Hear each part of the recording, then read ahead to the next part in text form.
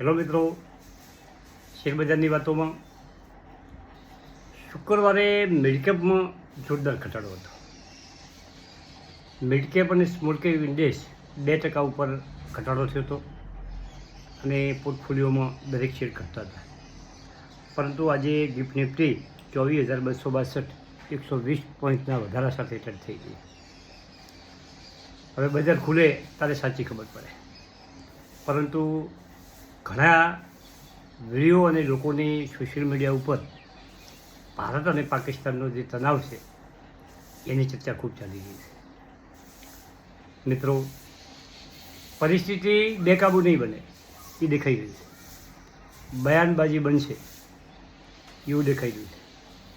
અને આ સમયમાં પાકિસ્તાનને, ભારતને કે વિશ્વના કોઈ પણ દેશને યુદ્ધ કરવું પોહાય એવી પોઝિશન નથી. રાજનેતાઓ એમના રોટલા શેકવા માટે થોડો સમય બયાનબાજી કરતા દેખાશે, આવું દેખાય છે. પરંતુ જો પરિસ્થિતિ વળશે તો શેરબજાર ખૂબ ઘટી શકે છે. પણ પરિસ્થિતિ વળશે એવા કોઈ સંકેતો લગભગ હોતા નથી.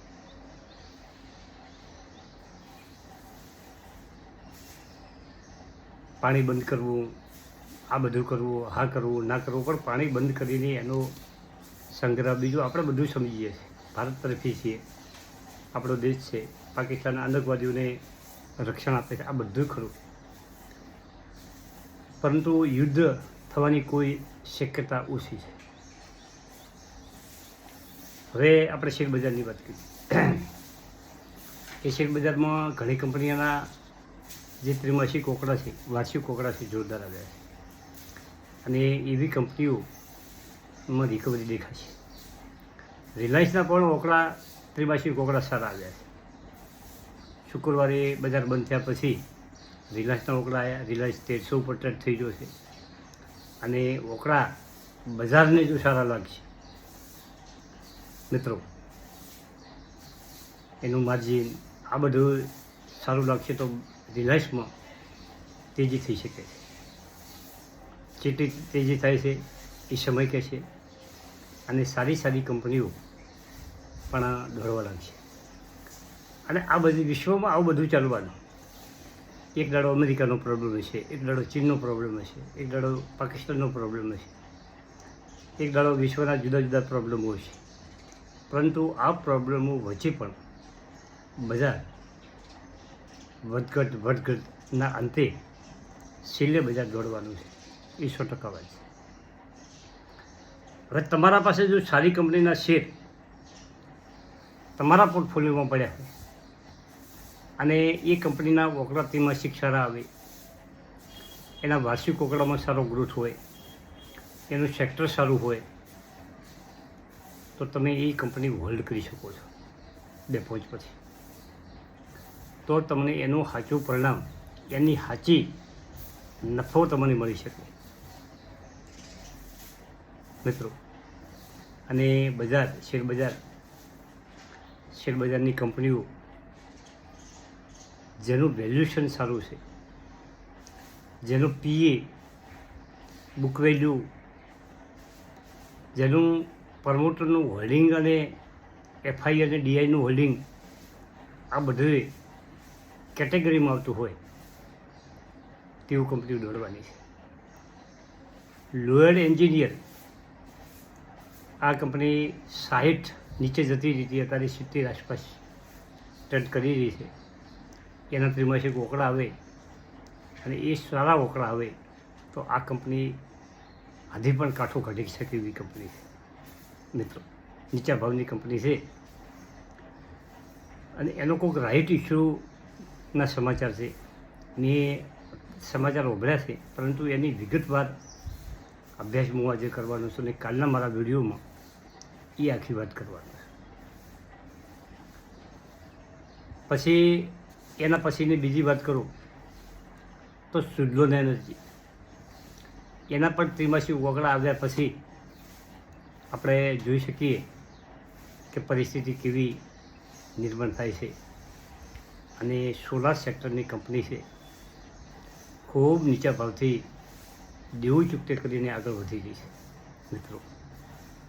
તો આવી કંપનીઓ કોઈ પોર્ટફોલિયોમાં પડી હોય, નીચા ભાવની કંપનીઓ લીધેલી પડી હોય, લાર્જ કેપની મોટી કંપનીઓ સારી પડી હોય પોર્ટફોલિયોમાં, તો આ કંપનીઓ ટૂંકા સમયમાં ન વેચતા એને સમય આપજો. તમારે લોસ થયો હોય એ પણ રિકવર થઈ જશે. આ બધું સમય થાય છે મિત્રો. અને બજાર ઓલ ઓવર ધીમે ધીમે રિકવરી પકડી લે છે. પરંતુ યુદ્ધના અને બીજા કોઈ સમાચાર વળી પાછા આવી જોઈએ તો વળી પાછા ઉપરથી બજાર નીચે પણ આવી શકે છે. એટલે એલર્ટ રહેવું પડે, એલર્ટ મૂડમાં રહેવું પડે. અને નવું કોઈ લેવું હોય તો થોડીક શાંતિ પણ જાળવવી પડે, થોડોક સમય પસાર કરવો જોઈએ મિત્રો. આ બધી બજારની વાતો છે, સમજવાની કોશિશ કરજો. અને જે કંપનીઓ સારી છે એમાં એફઆઈ અને ડીઆઈને બંનેને ખરીદી કરી દીધી. અને એફઆઈની ખરીદી સતત ચાલુ છે. શુક્રવારે બજાર ભલે ઘટ્યું હોય પણ ઘરેલું ફંડોએ અને વિદેશી રોકાણકારોએ બંને ખરીદી કરી છે. એ કંઈ વેચવાલી કરી નથી.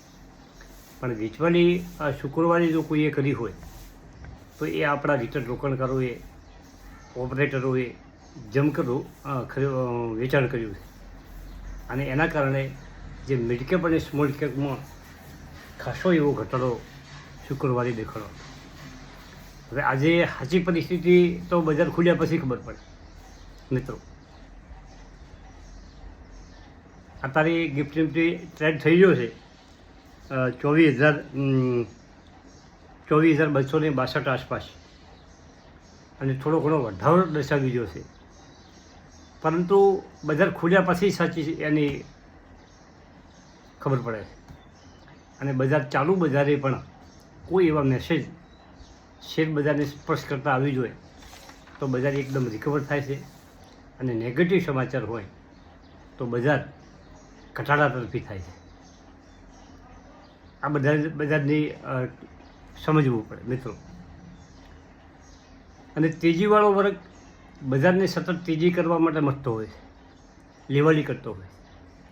અને મંદીવાળો વર્ગ તે બજારને નીચે ખેંચવા માટે સતત કોશિશ કરતો હોય છે.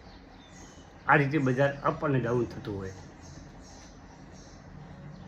પરંતુ સાચી શેરબજારની રમત તો એ છે, શેરબજારની કોઈ સાચી રમત એ છે કે તમે સારી કંપની પકડીને બેસી રહો તો જ તમારો વિજય થાય. બધા હારી લ્યો અને બધે હારી વેચો, ઉપર નીચે થતું રહે, સતત ટેન્શનમાં રહો, એ શેરબજારમાં તમને માફક પૂછવું આવે. આપણે આ ધંધામાં પડવું નથી. આપણે સારી કંપનીઓ પકડીને બેસી જવાનું છે. Thank you. આભાર.